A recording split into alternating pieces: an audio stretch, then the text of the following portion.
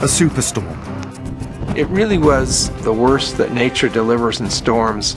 It's the most famous city in the world. 8.5 million people. What could possibly go wrong? And leaves devastation. I'm thinking, how many homes are we going to lose? How many people are we going to lose? Using scientific analysis.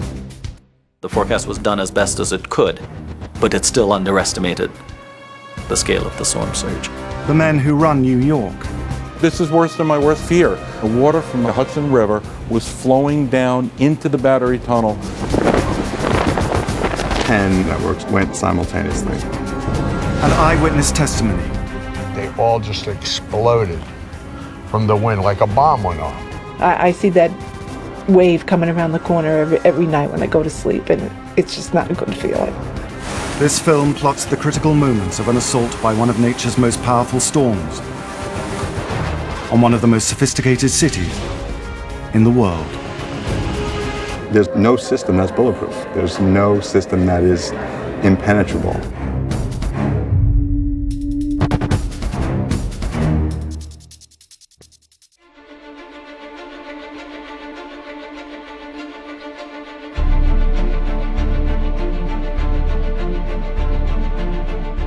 New York, one of the most famous cities in the world. 8.2 million people crowded into just 321 square miles. A giant metropolis underpinned by a complex and crowded network of essential services. None more important than the city's 108-year-old subway system. The New York City subway system is quite unique. It works 24 hours a day, 7 days a week, 365 days a year. New Yorkers are used to being able to go down into the subway system and be able to get a train any time of the day or night, any holiday, whenever, and they expect it to happen. Often using the same tunnels as the subway, electrical power is delivered to the city's inhabitants by one of the most sophisticated networks of power grids in the world. In 6 days' time, New York, the city that never sleeps, will be plunged into darkness. We haven't had shortages of electricity. We've not had rolling blackouts. So basically, we've been able to keep up with the demand of the city. What our customers want is to turn the switch and for the lights to go on. New York's entire infrastructure, petrol stations, cash machines, transportation and power, normally running 24/7, is about to face the onslaught of the biggest Atlantic hurricane in history.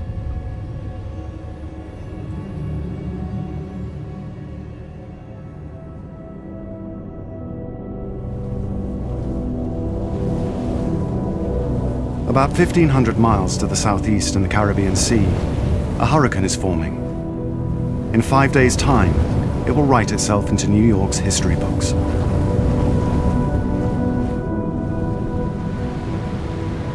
Hurricanes are systems that are born in the tropics, and they need to have 26 degrees Celsius, approximately 80 degrees Fahrenheit water, to get the systems going. Air heated by the ocean rises up into the sky. This moist ocean air forms huge clouds. Air rushes in to fill the void, and a cycle of circulation from bottom to top and back begins. This huge volume of circulating air is sitting above the rotating Earth. Air accelerates towards the low-pressure center of the storm and interacts with the spin of the Earth, causing the winds to turn anti-clockwise. This is the birth of a hurricane.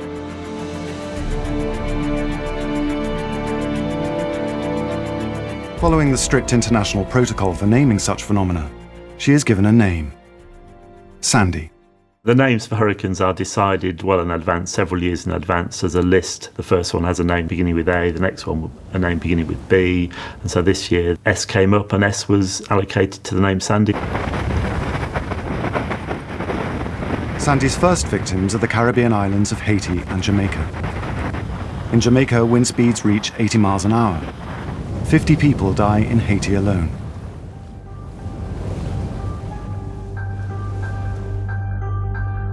Most Atlantic hurricanes follow one of two paths. Some veer northwest across the Gulf of Mexico, like Hurricane Katrina, which breached the sea defenses of New Orleans. Others head due north, eventually falling off to the east into the cold waters of the North Atlantic. Deprived of the warm water that powers them, they die. But Sandy's destiny is to take an altogether different path, bringing her into conflict with one of the best-known cities in the world. 4,600 miles away from Jamaica, in Reading, England, European meteorologists are processing data from the hurricane with increasing anxiety. The conventional wisdom said that Sandy would move towards the northeast and then it would die and not affect land. But there are suggestions that the hurricane might not behave in the normal way and might actually, instead of turning to the northeast, it might turn towards the northwest. When the European Center model came out, the reaction was, this is a really dangerous possibility, but it's so far in advance, we're going to just have to watch this. The European prediction is based on an advanced forecasting model. To hit New York, Sandy will have to experience a highly unusual sequence of meteorological events. There's a once-in-a-lifetime chance of her becoming that perfect storm and attacking the coast.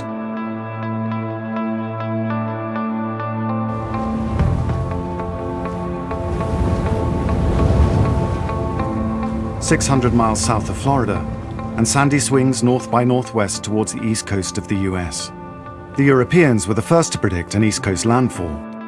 Now, 48 hours later, US forecasters begin to reach the same conclusion.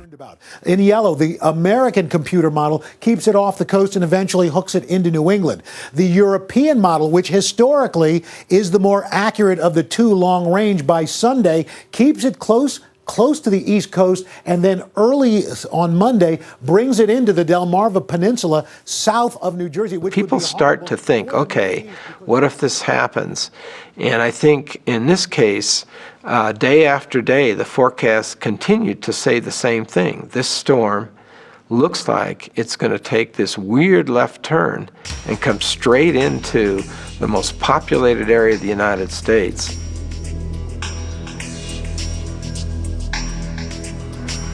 Atlantic hurricanes rarely turn west and head directly inland. Seasoned storm chasers like Scott McPartland can hardly believe their luck. Yeah, well, I want to go to one of these side streets. We should go to another vantage point. Like, try to get down and shoot this way. On the forecast models, there were hints that there could be a very powerful storm in the mid-Atlantic and Northeast around Halloween 2012. So we started to pay attention, but we really didn't take it too seriously in the beginning because the scenario itself was very outlandish. What some of the forecast models were showing had never actually materialized, and this literally would be a worst-case scenario. The National Hurricane Center is based in Miami, Florida. It issues a likely impact warning to the city authorities. One of the first people to respond is Joe Loader, chairman of New York's Transit Authority and the boss of its entire subway tunnel system. On the Thursday before was our very first meeting where we actually thought that Hurricane Sandy, was going to actually reach New York. There were all kinds of estimations, and meteorologists will tell you this and tell you that, but every one of them was consistent that we were going to get a surge in New York. I was skeptical initially, like a good New Yorker would be. But 4 or 5 days out, the model seemed to converge, and they didn't budge. They kept coming with high tides, high winds.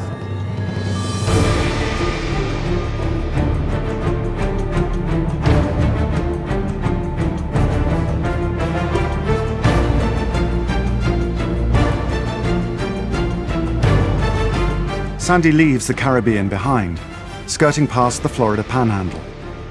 By now, she is almost 450 miles across. She is about to take a critical step that could only have happened under very unusual environmental conditions.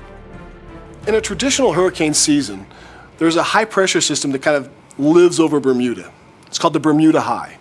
And generally speaking, Atlantic systems will kind of come along the bottom side of that high and then kind of curve around it and move its way back out into the eastern Atlantic. Whereas Sandy, once it started moving north, it couldn't move east. That Bermuda High was not there.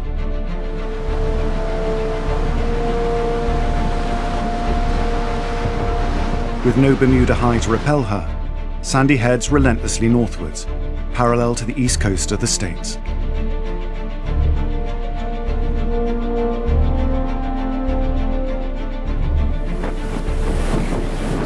Though Sandy is still 240 miles off the US coast, her storm-force waves and winds batter Miami and North Carolina, knocking out highways and causing huge damage to property.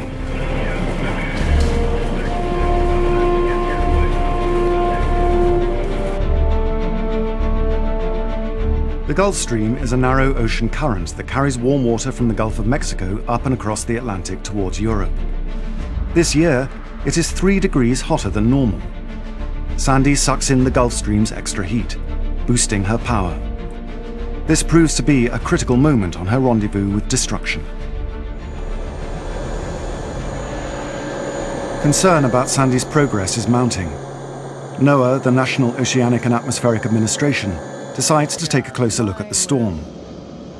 They scramble a spotter plane to fly directly into her eye, where this footage was shot. On the plane is Dr. Alexander McDonald, ironically known to his friends as Sandy. NOAA has an aircraft called the P-3 Orion, and it's a very strong aircraft. It has 4-engine turboprops, so it's kind of built to go into hurricanes at levels like 12,000 feet, where the hurricane is can be pretty dicey. It can really throw you around at that level.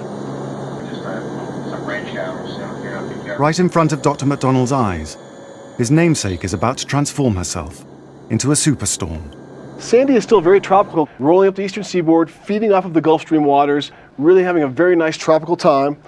As we roll into the 28th of October, the jet stream is starting to dive underneath it, and Sandy is starting to expand and lose its tropical characteristics. The water temperature is becoming insufficient to power the hurricane. It should begin to fade, but it doesn't. This is the critical point. This is the transition period. But from his vantage point in the eye of the hurricane, Dr. McDonald is astonished to see Sandy combining with a second storm. It had been a fairly normal Category 1 hurricane which had come across Cuba, but as it came north, there was what we call a nor'easter. A nor'easter is a large storm front. This one has been developing inland of the east coast, parallel to Sandy's track north. A nor'easter is a storm that can be 500 or 700 miles across. It's not 30 miles across, it's 500 or 700 miles. Dr. McDonald watches as Hurricane Sandy begins to combine with the nor'easter. This storm was really going into a process of becoming both kinds of storms. It had the big size, the huge rains, and right in the center of it, it had those super strong winds and super low pressure. So it really was a combination of the worst that nature delivers in storms, two put together. Nor'easters don't need warm seas below them to sustain their power. They're carried by high-altitude winds. By combining with the nor'easter, Sandy has morphed into a seemingly unstoppable and rare natural phenomenon. This new hybrid storm draws all the power it needs from the winds above. By this point, Sandy's progress towards New York is unrelenting. From a warm, very nice tropical eye to being torn apart to being cold on the inside. Sandy is now everything the forecasters feared she would become. With Halloween just days away, news services give her an eerie nickname. This morning, forecasters have found a new word to describe the potential impact of Hurricane Sandy on the East Coast. They're calling it Frankenstorm. Conflict with the storm seems inevitable. New York shifts into emergency mode as it braces for impact. At hospitals throughout downtown New York, those in charge have some difficult decisions to make. We had fear that as the storm developed, that we would not be able to bring new people in, new employees, new nurses, new doctors, housekeepers, engineers, food services. They were not going to be able to get to us. We had to make sure that we were going to have enough food to supply food to all of our employees for days, as well as all of our patients for days, as well as the patients that we didn't even have at that moment in time. On Sunday morning, we were on a conference call with the National Weather Service, the National Hurricane Center. And the tone of their voice, the tone of the report they gave us on Sunday morning, sort of started to realize this was going to be as bad a storm as they had predicted all along that we were going to get hit with. At 5:30 in the afternoon of the 28th of October, something happens that has only happened once before in 108 years. The MTA, the New York transportation system, begins shutdown. It takes about 12 hours to completely shut down the New York City subway system. And we did not want to bring everybody into New York City on Monday and strand them here.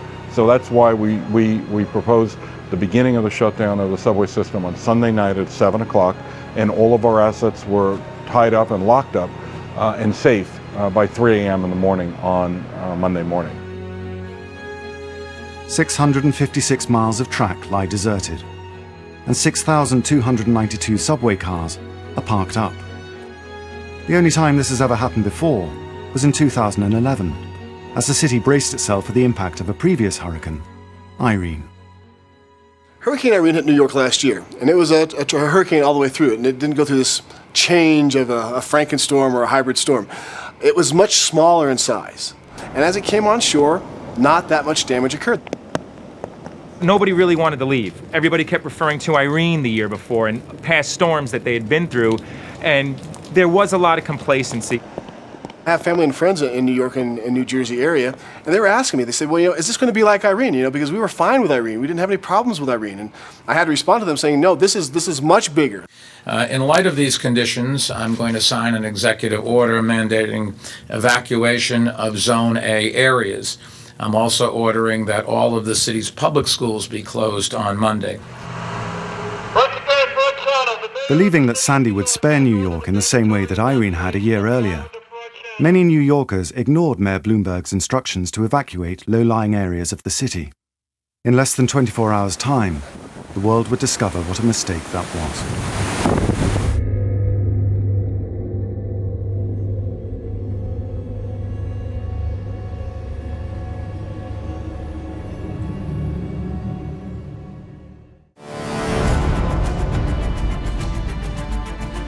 With 14 hours to landfall, Sandy has become the largest Atlantic hurricane in history. She runs headlong into a massive system of high pressure, which blocks her path. At this crucial moment, Sandy's encounter with this jet stream forces her to make a sharp left turn, straight towards New York.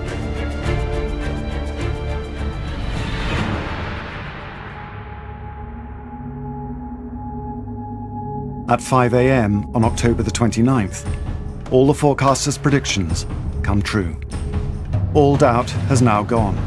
Sandy will slam into New York by the end of the day. All of our people were on 12-hour shifts, round the clock. Everyone, all of our substations and generating stations were staffed.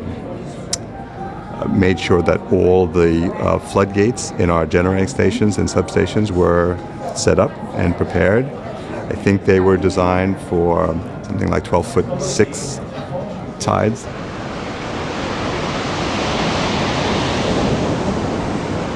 All air traffic in and out of New York and New Jersey is grounded.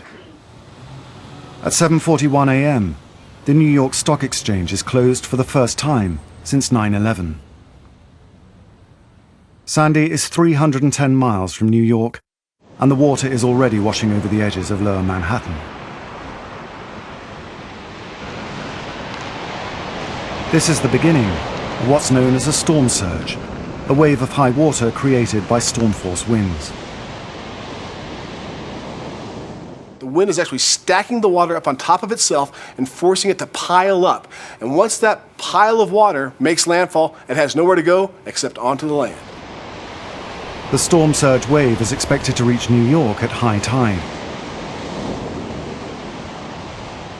Worst case scenario, the tide couldn't be higher. So it came in right at high tide during a full moon, record storm surge with incredible winds. Everything that could possibly add to sea level height and surge did.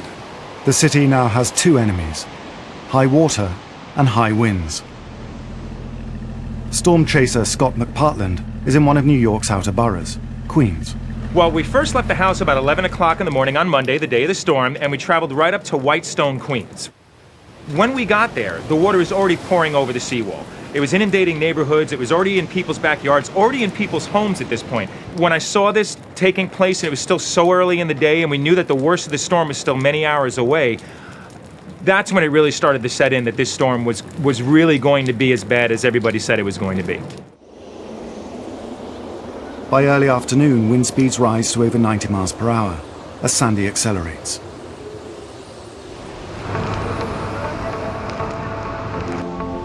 Scott is tracking Sandy's path. Got over to Rockaway Bridge, and it was right about 4 o'clock in the afternoon. And the first thing I noticed was how much water had already come in. The water at this point at Rockaway Beach was already hitting the boardwalk. The storm surge is winning already. It was the first time that I could remember that the ocean really scared me. Seeing the water in that state, it was white water. You could feel the entire boardwalk shaking as you're standing on it. All along the eastern coast, people are oblivious to the danger. At this point, there were still people wandering walking their dogs. I think at this point, most people did understand how serious this was, but there still seemed to be a few that didn't get it.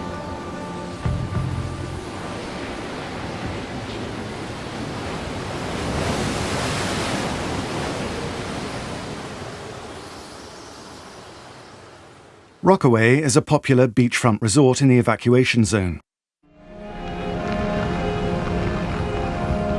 Like many of her neighbors, Shatisha Hayward decides to stay put with her 6 children. I kept saying to myself, please don't let this roof just fly off, because you can hear the house as the side of it started to fall off. You can hear the wind rocking back and forth, and the windows, it just was like a whistle. We started rocking, and I'm like, okay, this is feeling more like an earthquake. And then the lights start to flicker on and off. Then they went off. They came back on, and then around 5:30, they were completely out, and it was dark. It was just like, Mom, the lights went off, turn the lights back on. And I'm like, I can't turn the lights back on. 7 miles down the road, the blue-collar community of Breezy Point is bracing itself for impact. The volunteer fire crew have been preparing for days to defend the 15% of residents who've chosen not to evacuate. We had purchased food, sleeping gear. Our plan was to hunker down here and shelter in place and make sure the trucks, batteries, the water, gas, everything was at prime. But they're completely unprepared for the scale of the tidal surge that is hitting the East Coast. At 5:30, the tidal surge came, and that was 2.5, 3 hours before moon high tide, and the water never stopped coming. There it is, huge storm surge, live. Hey, buddy, here we go. Oh my gosh, here it comes, Jeremy. 6 inches, a foot of water. Just come over the barrel, and here we go. When I tell you the storm hit, like a bolt of lightning, it came down and it just washed everything away. The fire crew are forced to abandon the station and move to their clubhouse on higher ground. And the water kept coming, and unbelievably, it came and started flooding the clubhouse. We had a marble floor in there. It was bubbling up through the seams by the marble, and we were 3 hours away from high tide, and we knew we were in for an interesting evening. New York is vulnerable because the shape of its coastline magnifies the storm surge. The entrance to the city's harbor sits in an elbow between Long Island and New Jersey. This acts like a funnel, slamming the waves right up against Staten Island, South Queens, and into the harbor. There's a second opening, and that's through the East River that connects to Long Island Sound. Long Island Sound is shaped like a funnel, and winds push this water, they surge this water into western Long Island Sound, and that squirts through the East River into New York Harbor. So New York Harbor is getting surges from 2 directions at once, and that's what makes it particularly fearsome.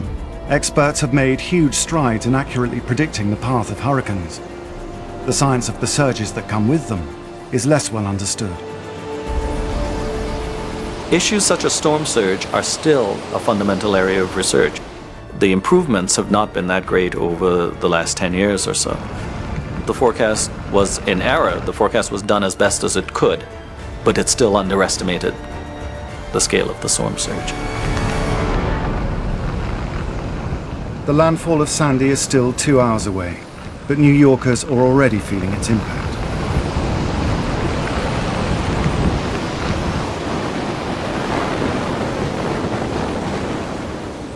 On the Rockaways and across the region, the surge inundates the streets.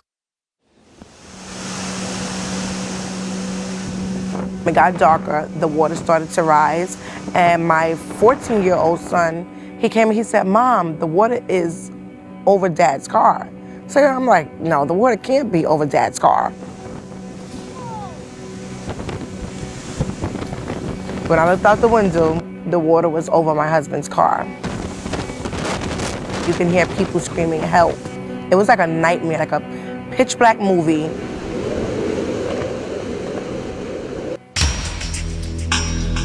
In Lower Manhattan, officials from the electricity company are watching floodwater as it encroaches on vital systems close to the global financial center of Wall Street. Around 7 or 8 o'clock, we got the word that they're being overcome and that the water is getting into the underground system. New York's power is divided into 64 networks. In Manhattan, the bulk of these systems are in basements or buried in the streets. If you open up the streets of New York, you would see what looks like a copper mine. There is so many cables. We've got now salt water combining with live electricity. And that's a really bad combination. It was very tense, and we were now in this mode where we were going to have to pull the plug on these networks. This preemptive shutdown, it kind of goes against our nature to shut things down when our nature is to keep things running. For the first time in its history, power is switched off on the world's biggest financial center, Wall Street. We knew how important it was and the global impact that it would have. On Staten Island, it's the storm, not the power company, that has plunged this community into darkness. Power is failing erratically across the region. I stayed to about 7:30, 8 o'clock, tried moving cars up a few blocks that way. By the time I came back here to get dry clothes out of the house, the water was probably up to here on me. It was like a tidal wave. Boom, in. Michael Clark's parents, Linda and Bob, live around the corner. Like many in the evacuation zones, they're reluctant to abandon the family home. We have 2 dogs and a cat. And he said, oh, and chickens. He had 2 chickens, which I think he's worried about more than anything. But doing a backstroke. He said, oh, I think we'll stay. I think we'll stay. When Linda finally makes a run for it, it's too late. I put the key in the ignition and I looked up and I saw a wave of water coming around Cedar Grove Avenue. And I said, oh my God. And I went to get out of the car because I realized it wasn't going to start. And the wave hit the car and I had to push my way out of the car because the water was coming against the door. And I tried to make it to the back of the house. The water was pushing me away. I was screaming. Bob came running out and he pulled me up. He helped me get up the stairs. He pulled me out of the water. And we ran for the bedroom because he said, we have to get in the attic. We have to get in the attic.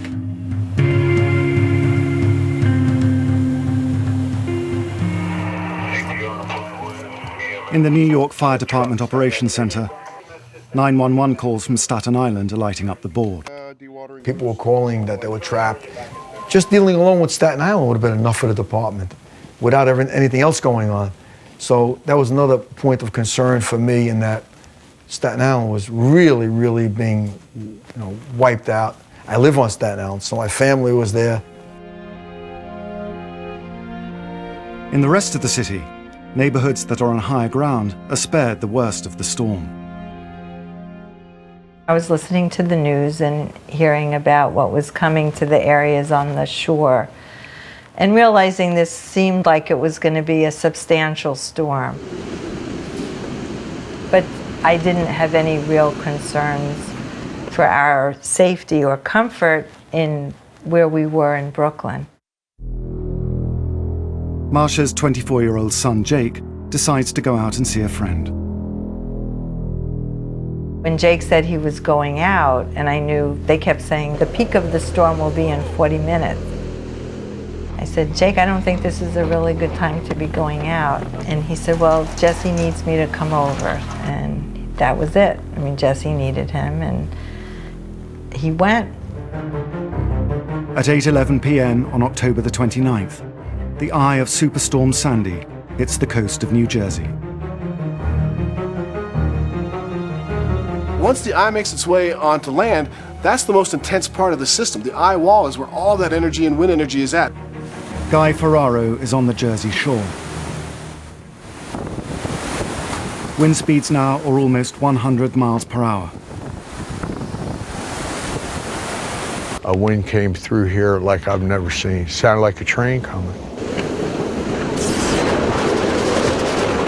I had like 10 sliding doors all in a line in the back. They all just exploded from the wind like a bomb went off. And then minutes later, the whole roof went up in the air. It was like a Wizard of Oz. There was 2 big boats my friend had here. They were just motoring right down the middle of the street. Faster than I would ever imagine. I bet you those boats were doing 20 miles an hour. I called my wife. I told her that I was sorry that I didn't leave and that I wasn't sure I was going to get out of this one. You know, I really didn't know. Back in the Rockaways in New York, Shatisha Hayward is now trapped by floodwaters with her 6 children. She's calling 911. We got a voicemail, and it was saying, you know, everybody call is important, you know, leave a message, but I wasn't leaving no message. This is 911. So I was able to get on Twitter, and, you know, I tweeted, and, you know, I was like, you know, a huge shout out to the FDNY. At the Fire Department Control Center, Press Officer Emily Raheny is inundated with desperate tweets for help. I started getting a lot of tweets from people who said they did not have phone service. A lot of them still had some connectivity with their phones to something like Twitter, and so that was just their way of reaching out somehow to get to somebody to help them. Amongst the thousands of tweets, Shatisha's caught her eye. She and her 6 boys were trapped in their house. Floodwaters were rushing in, and she was really panicked. She didn't want to see her children in danger. And I knew I had to do something to help, so I started calling fire department dispatchers.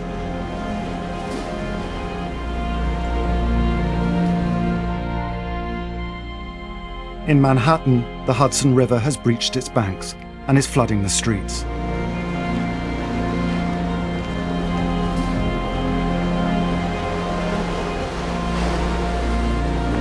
At 8:30, it pours into a critical electrical substation. Salt water hits 13,000-volt cables.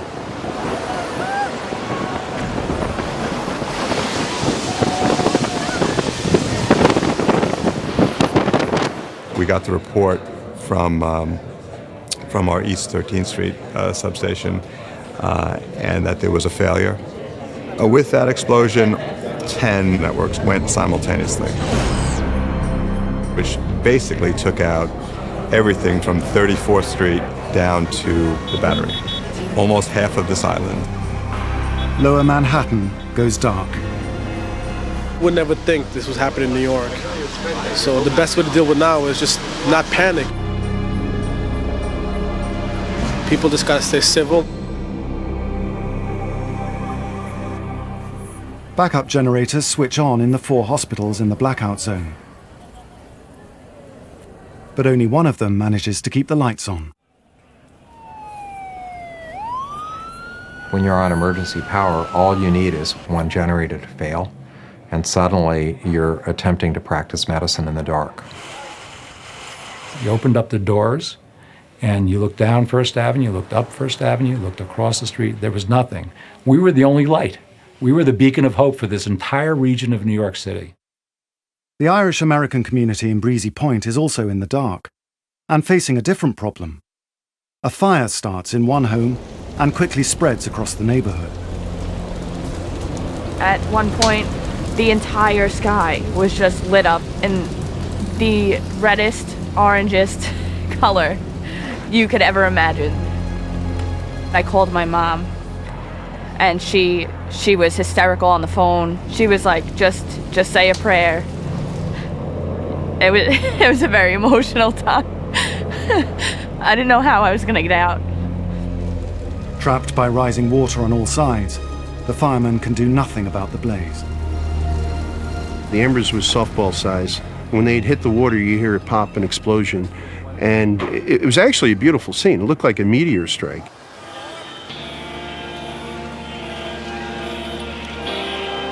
"9:30 p.m. In parts of Manhattan, waves are reaching record heights of 25 feet above sea level.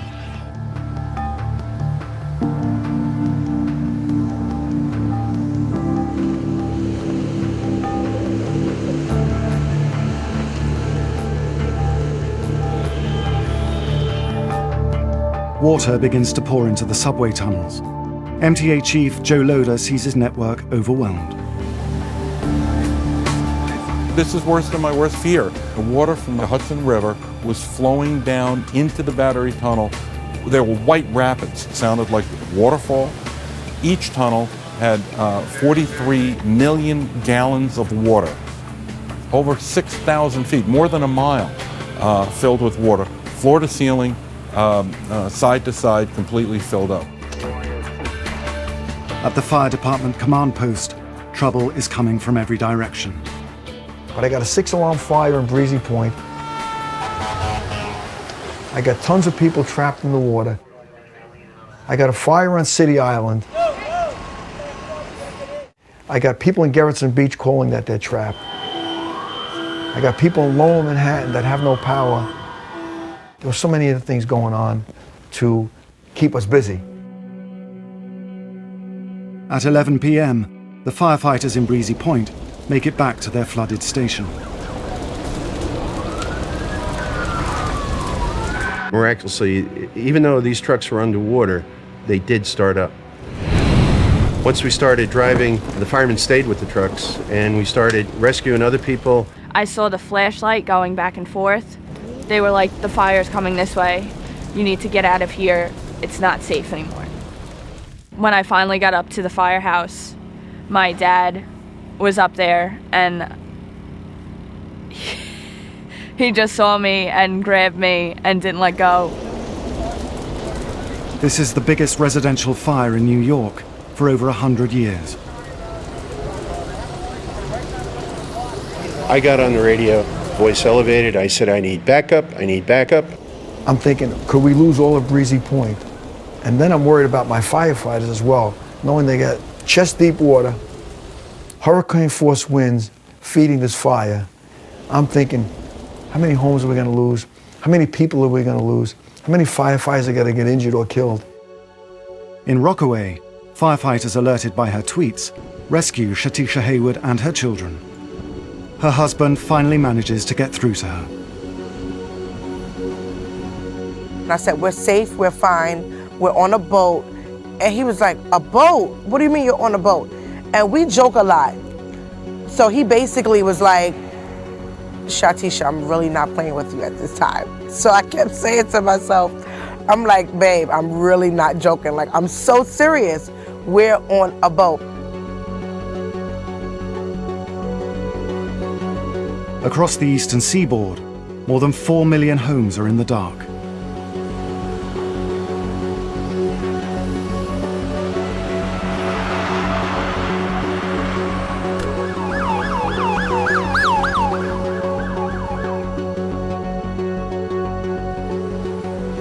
In New Jersey, Guy Ferraro has been trapped in a half-sunk car for nearly 5 hours.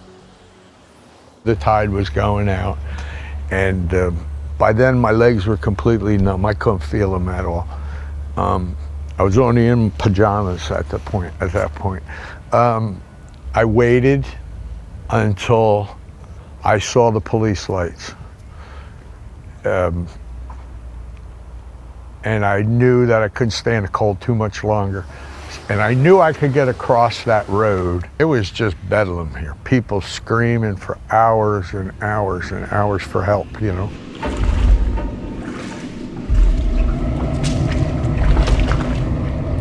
Sandy's chaos extends to Manhattan's transport system. 7 subway tunnels are flooded to the roof.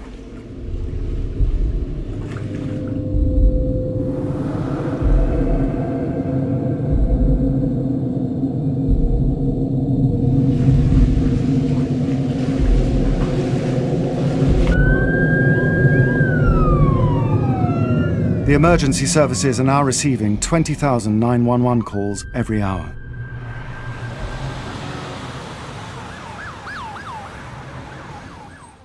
In Staten Island, Michael Clark has heard nothing from his parents for hours. Reaching them by car is impossible. Call my friend Brian. Said, Brian, you got a boat, get something, do something, get down here. I kept saying to Bob, Bob, is the water coming up more? Because I was afraid that it was going to come up so high and there was no way out of the attic. But he kept saying, no, Linda, it's not coming up, it's not. I go, Bob, I think it's going to come up and we're going to drown. And he said, no, be calm, we're not going to drown, we're going to get out. I had a little tiny flash, I could see 2 foot in front of me, that was it. And when it's dark, you know? I mean, you don't realize how lucky you are that you have streetlights in your neighborhood. I can do whatever you want. Banging on my mother's door and hearing their voice, it was like hitting the lottery. My mother looked at me and said, what the hell are you doing here? So. I just started crying hysterical. I said, you're nuts, Michael. What are you doing here? He said, come to you were Mom. You didn't call. I said, I can't. I'm not going to call. The phone's broke. I drowned in it. That was that. I mean, what else could you do? So anybody would do it for the parents, right? When daylight came, the severe and widespread damage from Hurricane Sandy was painfully clear. In lower Manhattan, which would normally be bustling, it was eerily calm. It was hard to believe this is not normal damage. This is just something that is almost catastrophic.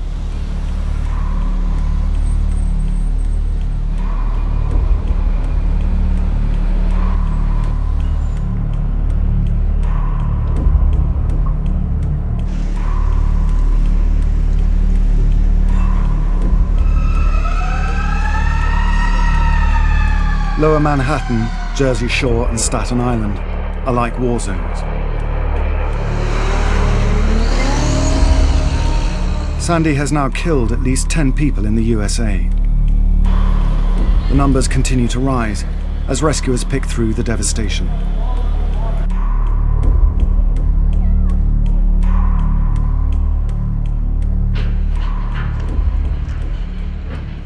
You can see the foundation right here. Right in. You can see everything underneath here. All the water, the pipes broke up there. Coastal communities have almost been wiped out. 8 million homes and businesses across 17 US states are without power. Landlines and mobile signals are down, making contact with relatives difficult.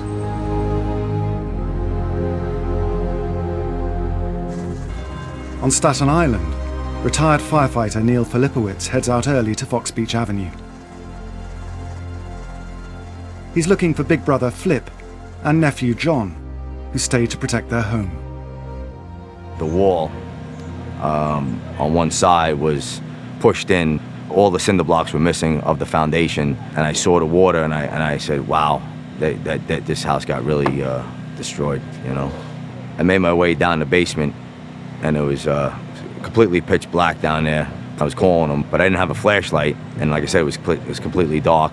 So I went back inside the house, and I was talking to Mike, the neighbor, and he said, you know, his name Neil, you know, his wallet's here, his keys, and his utility knife, which he always carried.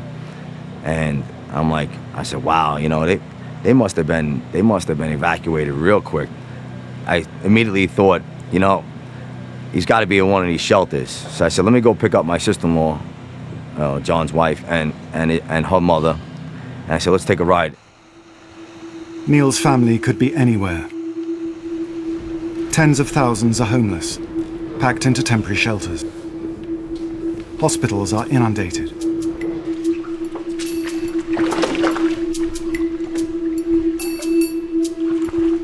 Across town in North Brooklyn,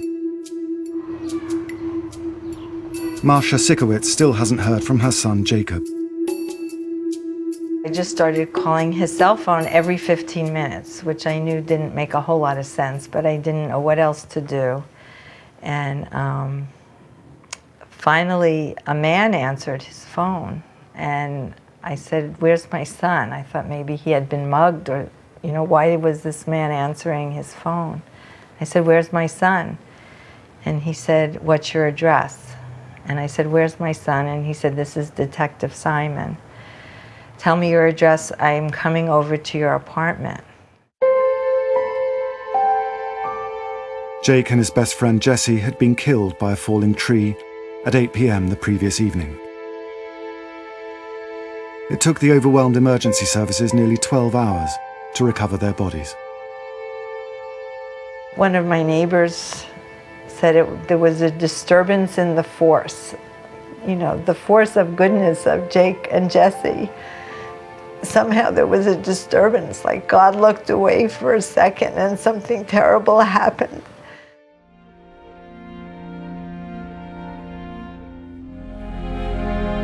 Neil Filipowicz spends hours searching for his brother and nephew.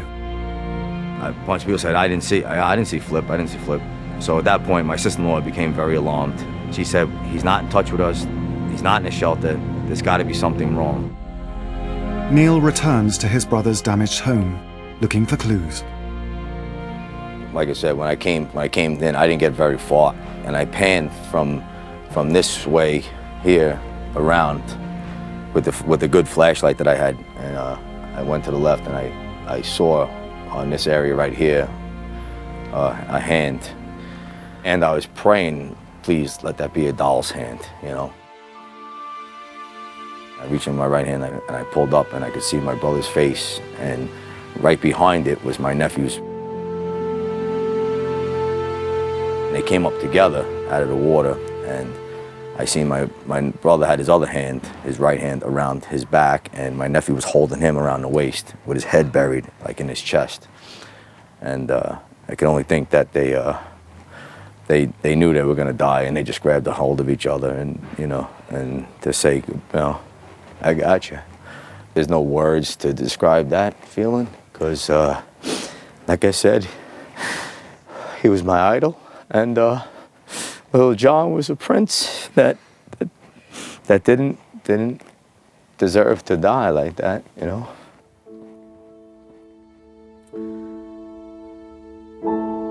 A man's home is his castle, you know, and my brother was the king of that castle.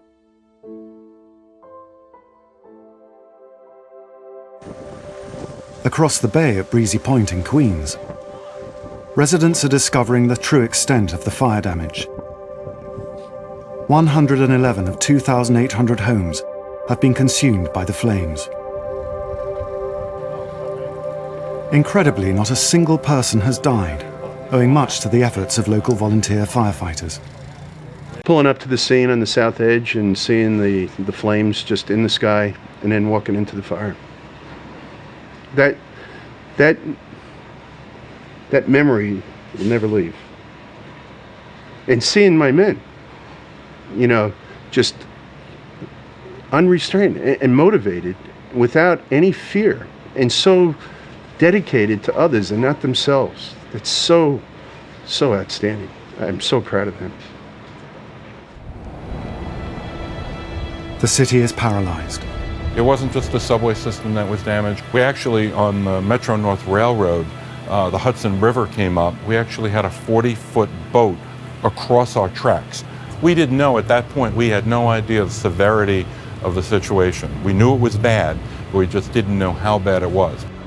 These were underground rivers. These tunnels became underground rivers. When I came down here, and all I saw was a wall of water. I said, holy cow. I could never imagine to see that much in my lifetime here, which is over almost 20 years. I've never seen anything this bad. New Jersey has been hit hardest. The amusement park is submerged by the surf. Miles of historic boardwalk destroyed. 5,000 people are in shelters. In Lower Manhattan, electricity company Con Edison must jumpstart power, even though parts of the system are still immersed in salt water.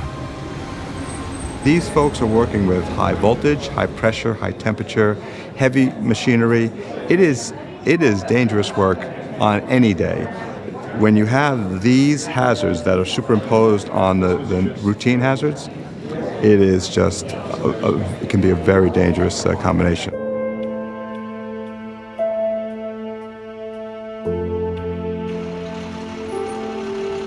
Fuel is in short supply.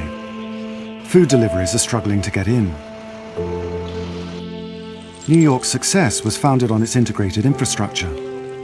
But without power, the city systems unravel.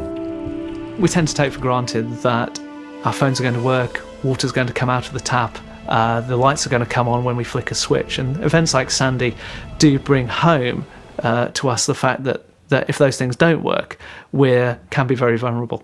The heavy reliance on single transportation networks, the heavy dense concentration of power plants and other facilities along the coast, the fact that there's so much interlinking between these economic sectors, which actually is very valuable from the standpoint of productivity, is also the thing that can create vulnerability, because when one piece goes down, it's a link that disappears.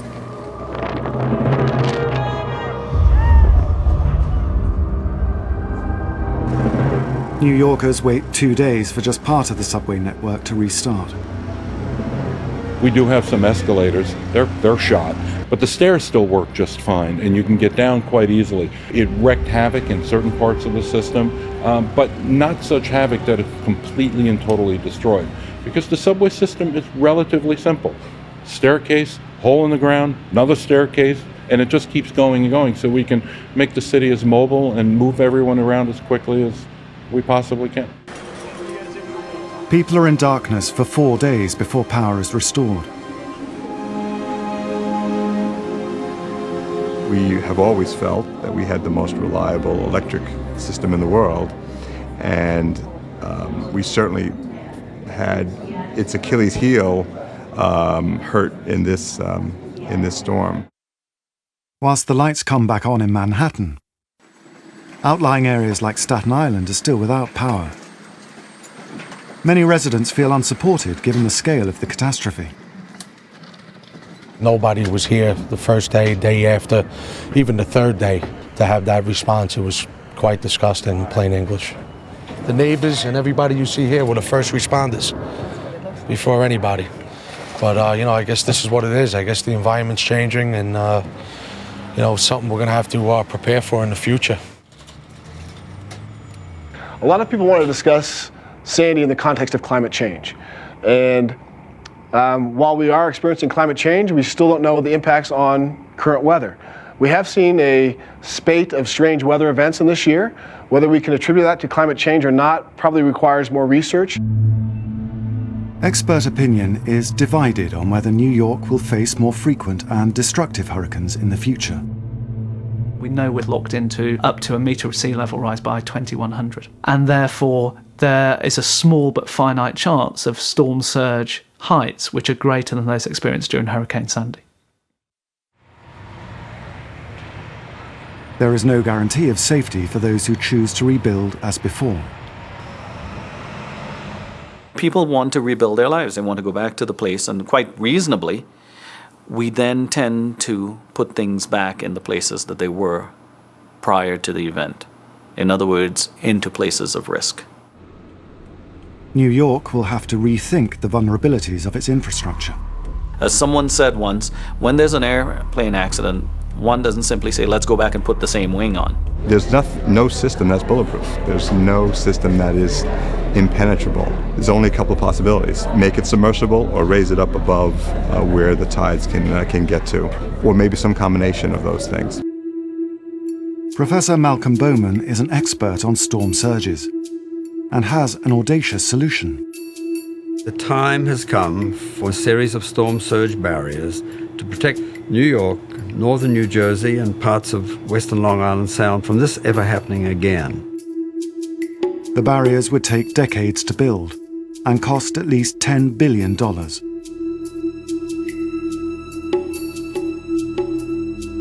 It would protect the communities of Breezy Point that were destroyed in the storm, protect the south coast of Staten Island, all of New Jersey. This is a serious proposal that the city now should investigate.